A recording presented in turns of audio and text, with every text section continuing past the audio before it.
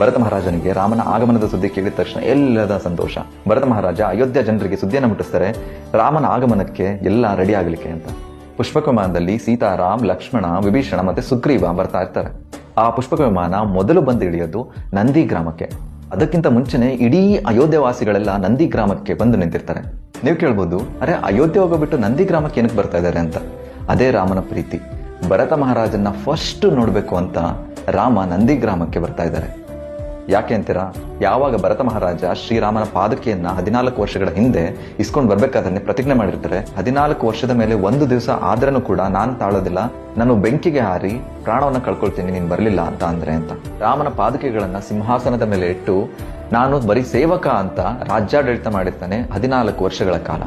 ಇನ್ನೂ ಒಂದು ಹೆಜ್ಜೆ ಮುಂದೆ ಹೋಗಿ ನೋಡೋದಾದ್ರೆ ಭರತ ಮಹಾರಾಜ ಅಯೋಧ್ಯ ಅರಮನೆಯಲ್ಲಿ ಒಂದು ದಿವಸನೂ ತಂಗಿರೋದಿಲ್ಲ. ಯಾಕೆಂದ್ರೆ ನನ್ನ ಭಗವಂತ, ನನ್ನ ರಾಮ ಕಾಡಿನಲ್ಲಿ ವನವಾಸದಲ್ಲಿರ್ಬೇಕಾದ್ರೆ ನಾನು ಹೇಗೆ ಅರಮನೆಯಲ್ಲಿ ಇರಬೇಕು ಅಂತ ತಿಳಿದು ಅಯೋಧ್ಯೆಯ ಪಕ್ಕದಲ್ಲಿರೋ ಒಂದು ಸಣ್ಣ ಗ್ರಾಮ ನಂದಿ ಗ್ರಾಮದಲ್ಲಿ ತಂಗಿರ್ತಾರೆ. ರಾಮನ ತರ ಜಟೆಯನ್ನ ಬಿಟ್ಟಿರ್ತಾರೆ, ಮರದ ತೊಗಟೆಯನ್ನ ವಸ್ತ್ರವಾಗಿ ಧರಿಸ್ತಾ ಇರ್ತಾರೆ. ಶ್ರೀರಾಮ ನೆಲದ ಮೇಲೆ ಮಲಗ್ತಾ ಇದ್ದಾರೆ ಅಂತ ತಿಳಿದು ನೆಲದಲ್ಲಿ ಗುಂಡಿಯನ್ನ ಅಗೆದು ಅದರೊಳಗಡೆ ಮಲಗ್ತಾ ಇರ್ತಾರೆ ಭರತ ಮಹಾರಾಜ್.